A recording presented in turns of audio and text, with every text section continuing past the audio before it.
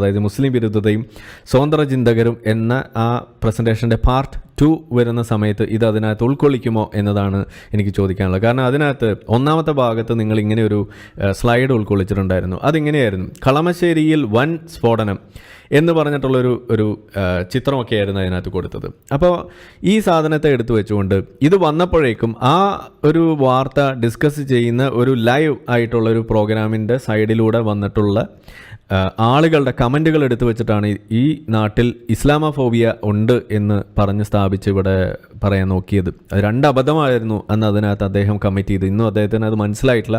വിശദമായിട്ടൊരു video ഞാൻ ചെയ്തിട്ടുള്ളതാണ്. എന്നാലും അതൊന്നുകൂടി നമുക്ക് പറയാം. അപ്പോൾ ഇതിൽ തലക്കെട്ടുകളാണല്ലോ പ്രശ്നമെന്നാണല്ലോ ഇവർ പറയുന്നത്. ഓക്കെ, തലക്കെട്ട് എന്താണ്? കളമശ്ശേരിയിൽ വൻ സ്ഫോടനം.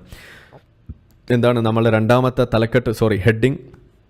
കേരളത്തിൽ വീട്ടിലെ പ്രസവത്തെ തുടർന്ന് എന്ന ഹെഡിങ്. ഇത് ഞാൻ എഴുതിയതല്ല,